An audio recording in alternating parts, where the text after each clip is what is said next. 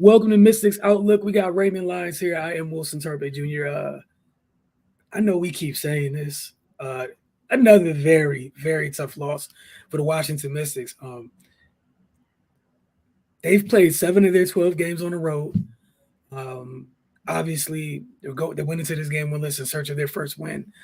This one was another tough one where they held serve against one of the better teams in the league for 4 quarters. And right down the stretch, we're going to talk about some of those things like those. Just you have the floor. Inopportune turnovers, ill-timed turnovers. Jesus Christ. Missed free throws, missed some defensive lapses, just all happening at the absolute worst times. And, they lose another nail biter. And like it's routine. It routinely comes down to like very simple things. The missed Aaliyah Edwards free throw down the stretch made a world of difference because they couldn't defend the inbound play. They pass it in. Jay Melvin gets it back and gets downhill. They couldn't defend it. If they were only down 2 instead of down 3 on the last one, when she took the step back 3 and still got a pretty good look. But if they're only down 2, she can continue to go downhill like she did the previous play because she had a step on Jonquil. And at that point, you can make a different decision. You can go in and get the layup that you got on the previous play. But yeah, man, it's tough to watch it happen like this. We were talking before we got on. You said you'd rather just come out there and get slaughtered. Yeah. Like stop adding gray hairs. Stop adding gray hairs to me, man. I don't need them. Like if we come out here and this thing is over in the first half, given the circumstances, I'm like, all right, it's whatever, man. It's just gonna be. That's just what it is for the time being. But they legitimately have a chance to win every game except the Seattle game, which was the last game of a road trip out west. Every other game, and then 8 of the 12 have been by single digits. And if we want to get extra specific, we're talking about 3-point losses, 4-point losses, 5-point losses. Like the margin is what's so disturbing. And even then, I felt for them because how the hell was that not an 8-second call? I was totally confused. I was then I kind of second guessed myself, like maybe I didn't see how much time was left after Melbourne scored, but that had to be 8 seconds, no matter what. And that was something I know they've been talking about or whatever throughout the year, like putting the squeeze on in that situation or whatnot. And I think Sabrina thought she was going to foul. No, they didn't foul. That was like 5 seconds then. Then it got to Benaja, who had to evade Atkins and then throw it. So I just felt bad for them because one of those things was like when everything's going bad, you need something to kind of just go back in the bucket, just to go back into your favor. And they haven't been able to catch a break. Like they legitimately just have not been able to catch a break. But you brought up Melbourne. Shout out to Jay Melbourne. Hell of a performance tonight. 21 points from her. Maisha Hines-Allen had a big night as well against that front line. And then Jonquil Jones has continued the success that she's had against Washington this year. But again, in another game where Stewie shoots god awful against Washington. Like some of these things are trends. Jonquil does well. Stewie struggles. And yet again, 3-possession game? 2-3-possession game? You can't get 41 from Maisha and Jay Melvin and lose. That can't happen. And they were in this game, and obviously, there's going to be some type of a deficit on the glass, which has been an issue for them all year. Keep in mind, two of the teams' better rebounders are out right now. One that's a big and one that is not, but stays on the glass. Right, you lost on the glass 40-22, and you were still in this game. Still right there. They've done a great job turning folks over. I think they got 23 points off the turnovers they forced in this one. But, just down the stretch, man, empty possessions late in games really kill them. No matter how not getting super specific into if it's whether it's definitively them trying to run a set, or even if it's more within the flow of getting a stop or something like that, just not executing late. We saw New York execute a bit better.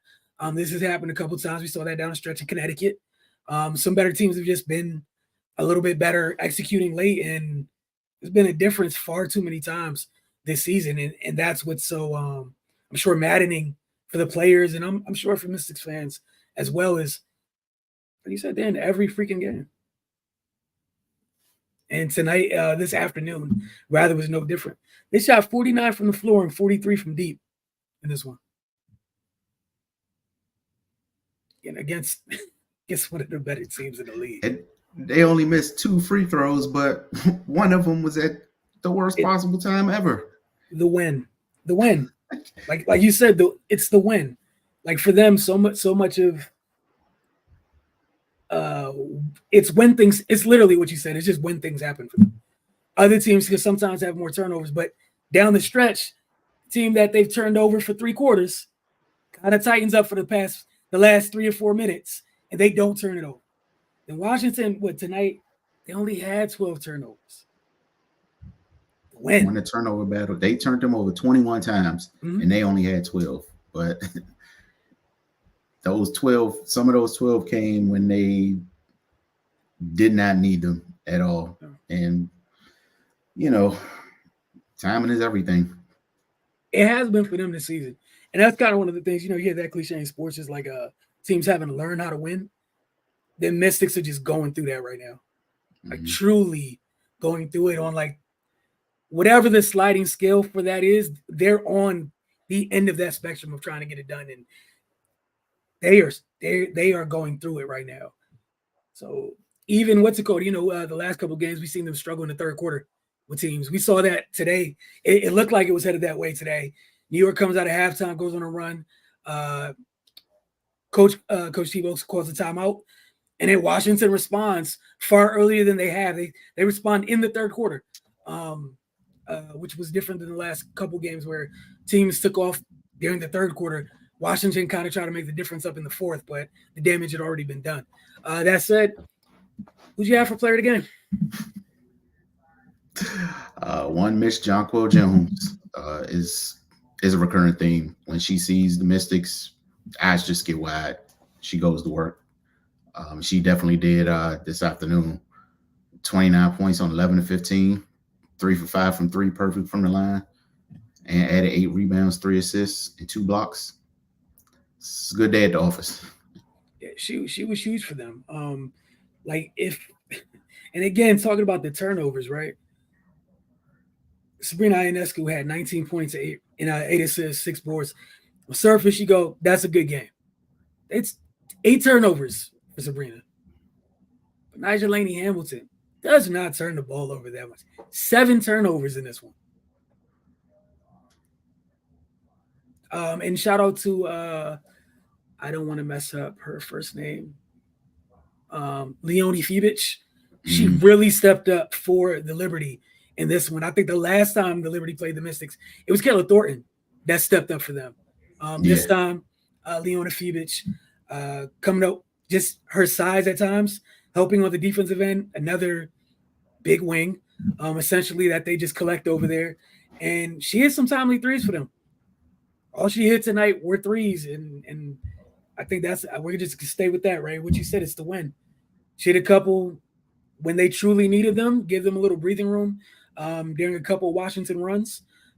X Factor, who'd you have tonight for that, though? That's perfect segue. Leonie Fibich.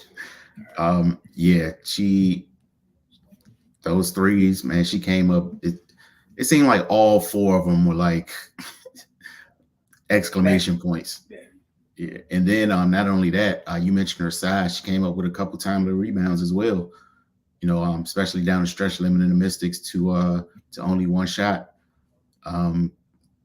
Yeah, man, they were like in traffic, just tough rebounds that they needed to get those extra possessions. So yeah, she's my X factor. Yeah, I went co X Factor. I pulled a U on this one. I went with Leona Fevich. Shout out to her, and then got to shout out the youngest player in the league. Shout out to Jay Melbourne. I'm sorry, I'm going to get your name right. I promise. I'm so sorry. To Jade Melbourne. That 21 tonight was huge, and I think that's the best she's looked thus far. Obviously for Washington for sure. and during her stint in Seattle as well. Crazy efficient tonight, and her first step opened so many things for Washington at times when New York had them stifled on the defensive end. She was able to get downhill, like you mentioned earlier. She got downhill several times, and it yielded positive results each and every single time.